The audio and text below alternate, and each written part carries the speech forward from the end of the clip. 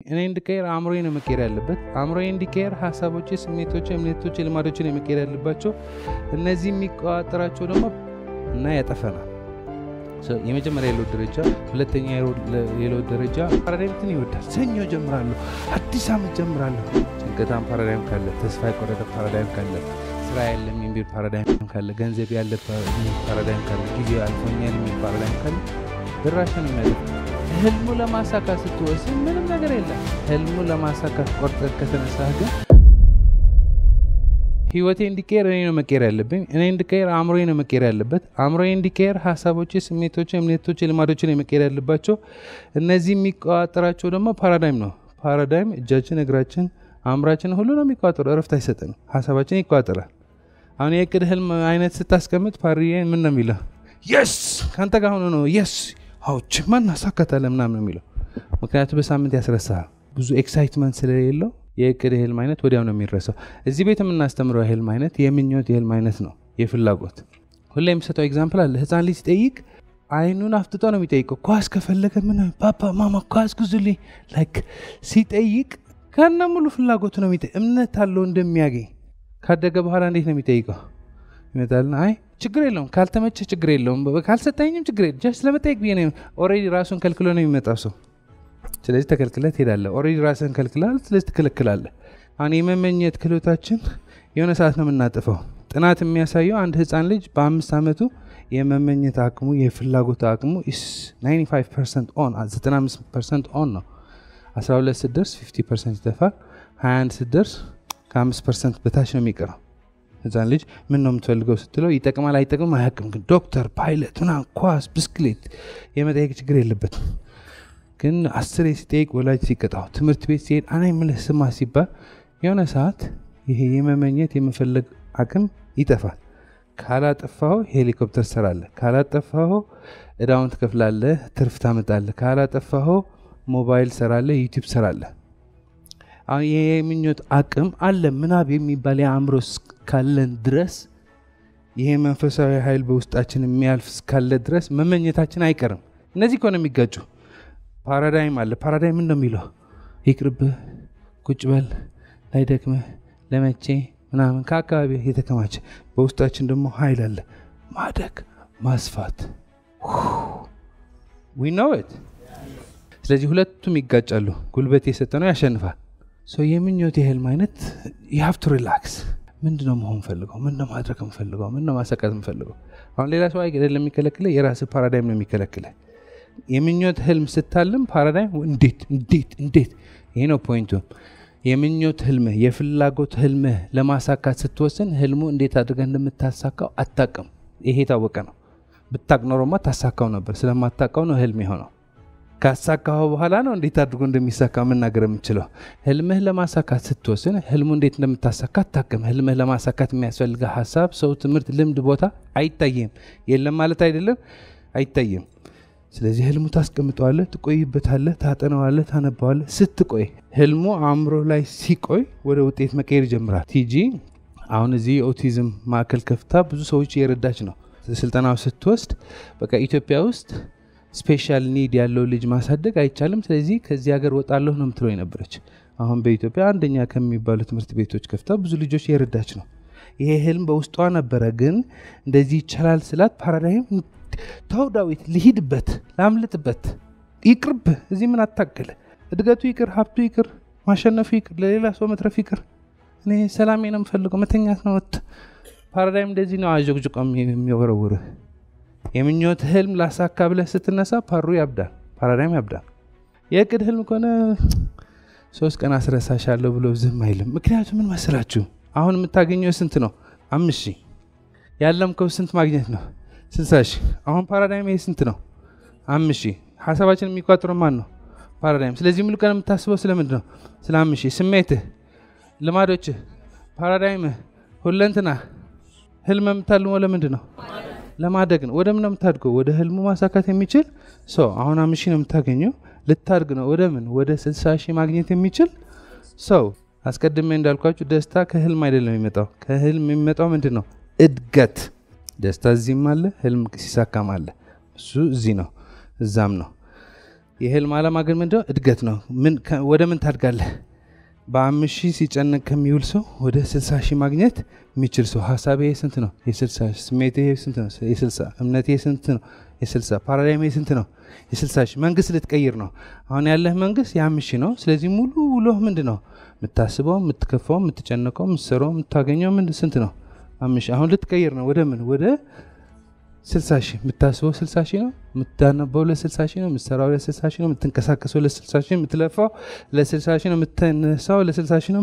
ተቀየረ ፓራዳይም አልተቀየረም? ፓራዳይም ከ5000 ፓራዳይም ወደ ምን እየቀየርክ ነው?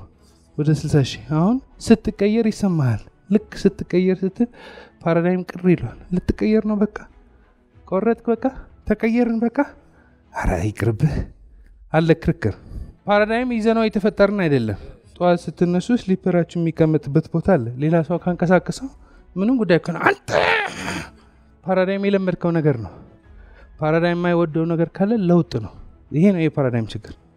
ፓራዳይም እኮ ጠዋት ስነሳ ልብስ ያለብሰናል፣ ጫማ ይረግልናል፣ ብዙ ነገሮች ያደርግልናል። ፓራዳይም የማይወደው ነገር ለውጥ ነው። ስለዚህ ከ5000 ወደ 60000 ስትቀየር ደስ አይለው። ስለዚህ ምን ያደርጋል?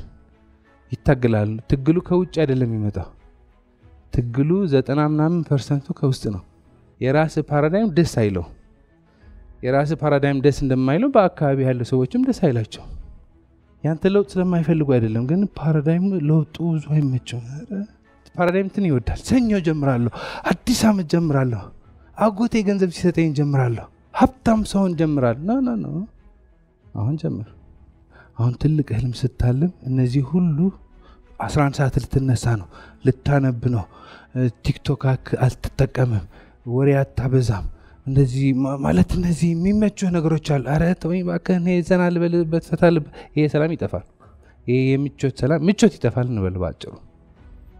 የምኞት ህልም ስታስቀምጥ ፓራዳይም እና የምቾት ፓራዳይም ብጥብጥ ነው የሚለው። ስለዚህ ተው ይቅርብህ ምናምን ይላል። ይሄ ልክ እንዳደረገን ማለት ነው። ቀጣይ ሁለተኛ ምዕራፍ ወደ ምን እንሄዳለን?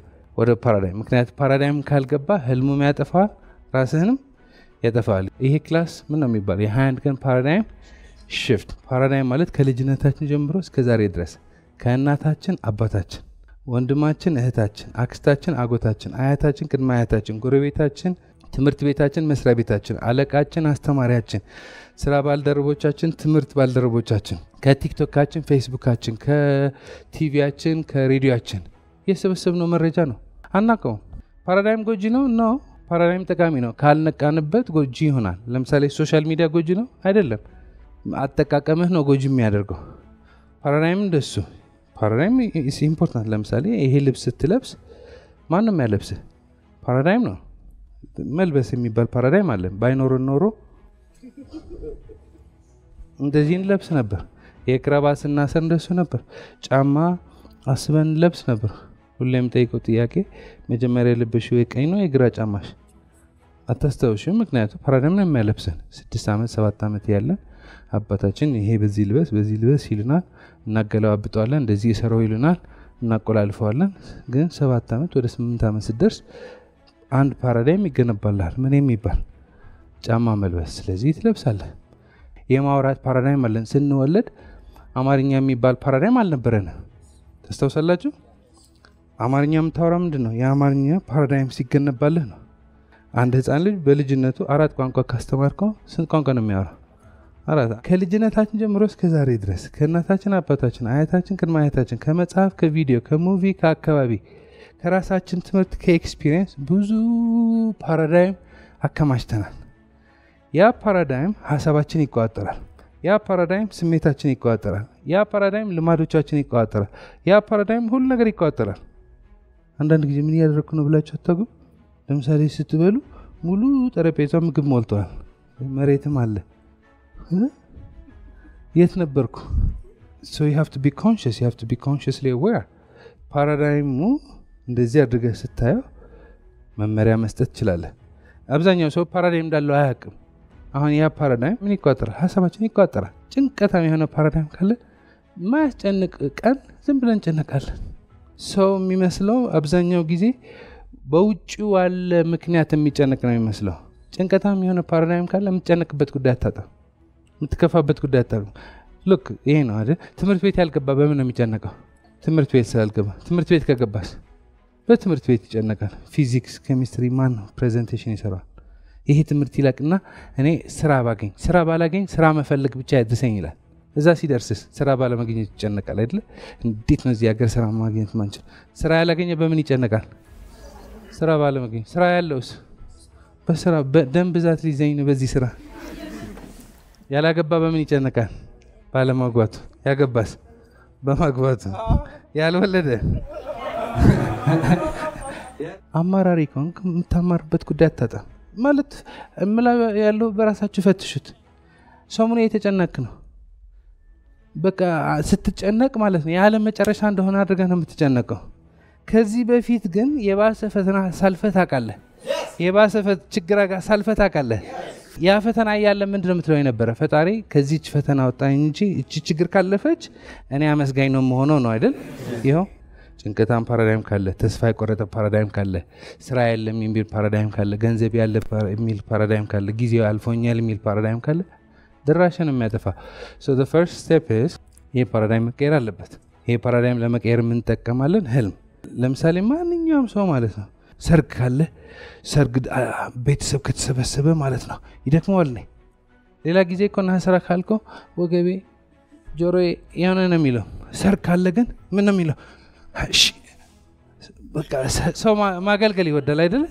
አሁን ህልም ስታልም ማለት ነው it's not just ድግስ ሲሆን ሳይሆን you're always excited። አሁን እዚህ ነው ያለው ግን እዛ መሄድ ፈልጋለሁ። እዛ እኮ ይሄን ደስ የሚለው ፓርት እንዴት ነው የምታሳካው አጣክም። that's the exciting part። አብዛኛው ሰው ህልም የሚፈራው ለምን?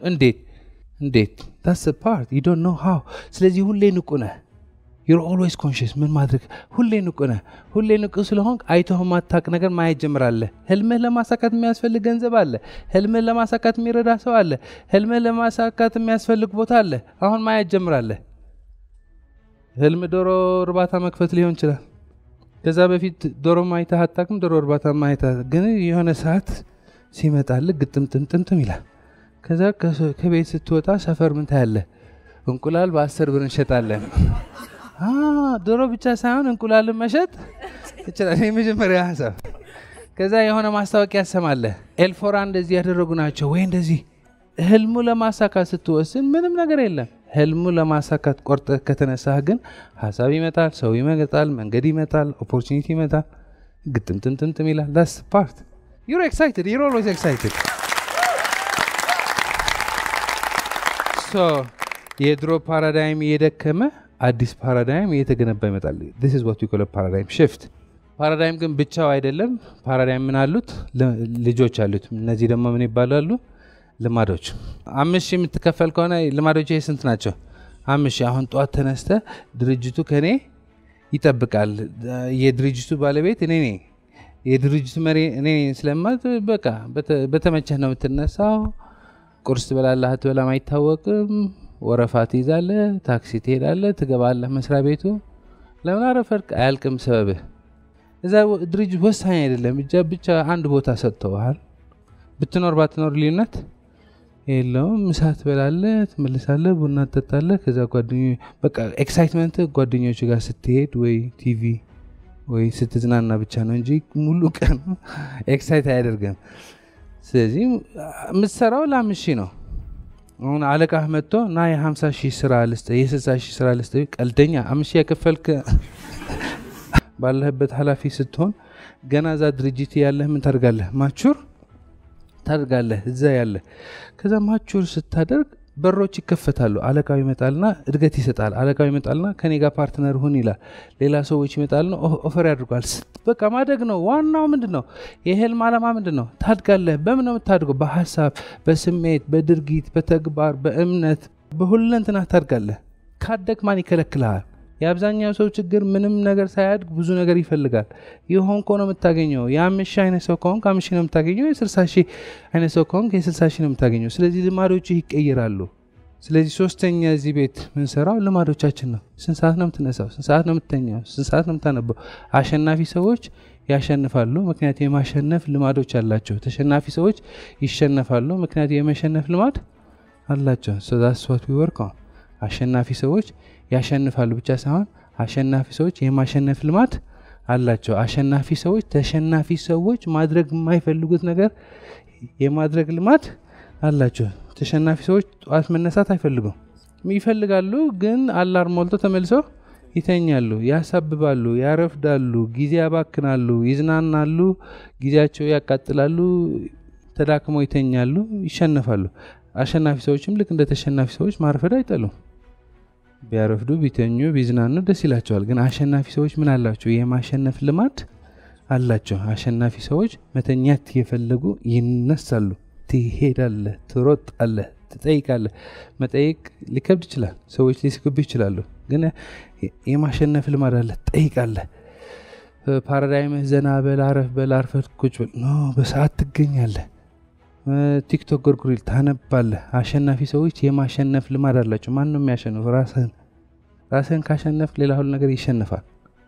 ሐሳብህን ካሸነፍ ሁሉ ነገር ይሸነፋል። ስለዚህ ይሄ ስልጠና መውሰድ ሲጀምሩ የድሮ ልማዶቻችሁ ይመጣል። ይቅርብህ፣ ዘና በልበት፣ ፈታ በልበት፣ ጓደኞች ጋር ሂድ፣ ዘና በል፣ መዝናኛ ሂድ፣ አረፍ በል፣ ምን ይሰራላል? ኖ አሸናፊ ሰዎች የማሸነፍ ልማድ አላችሁ። ታዩታላችሁ። ፓሩዬ ይመጣል፣ ልማዶች ይመጣል። ይቅርብህ ይላልና ኖ አይቀርብኝም። አሁን እዚህ ጋር ነው ለውጡ።